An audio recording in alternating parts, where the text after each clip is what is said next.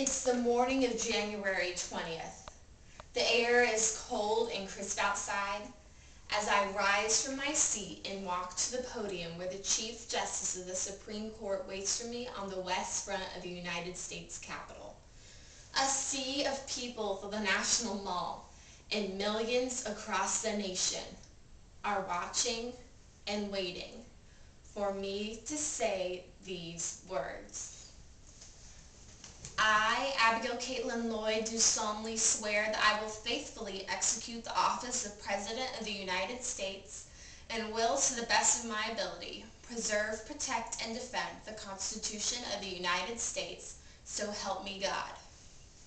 In that moment, I would become the 45th member of an elite club of individuals who've had the honor of leading our nation.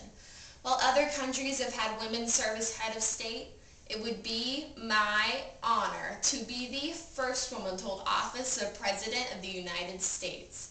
While there are many things I would seek to do if I were president, in order to be effective, I think it would be important for me to draw upon many of the traits of past presidents, for in their service to our nation, I would have many great examples to follow. For example, if I were president, I would want to live by Harry S. Truman's philosophy of personal responsibility. Truman famously stated, "You know, it's easy for the Monday morning quarterback to say what the coach should have done after the game is over. But when the decision is up before you and on my desk, I have the motto which says the buck stops here. The decision has to be made."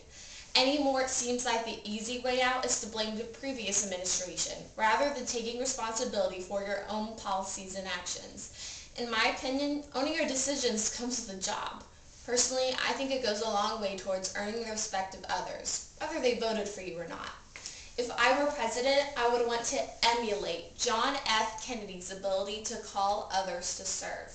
Many of you will remember how in his inaugural address he challenged our great nation by saying, "My fellow Americans, ask not what your country can do for you, ask what you can do for your country." Kennedy was an effective leader because he understood that government alone could not solve our nation's most pressing problems. As a teenager, I believe this is especially important. An effective president needs to be able to inspire and prepare our nation's future leaders, and what better way to do that than by calling them to serve? It seems to me that part of being president is having the ability to lead through times of uncertainty. No president did this better than Franklin D. Roosevelt, who after the Great Depression reminded Americans that the only thing we have to fear is fear itself. This trait would be especially important, for in the year 2010 we're dealing with a bad economy, global terrorism, a healthcare crisis, and a large amount of debt. I would need to be the kind of president who could remain calm and steady in order to keep people from being paralyzed by fear.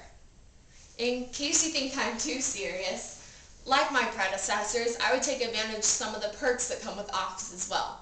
For as Ronald Reagan said, "But there are advantages to being elected president. The day after I was elected, I had my high school grades classified top secret."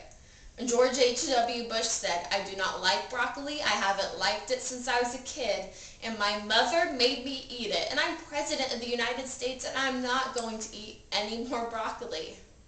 While I'm personally proud of my grades and I don't have a problem with broccoli, I would, however, place a ban on mashed potatoes in all of my parents' bad 80s music. Finally, if I were president, and for the purpose of this speech, I would want to live by the words of FDR when he said, "Be sincere, be brief, be seated." I hope you found me to be the first two, and now I'll do the last.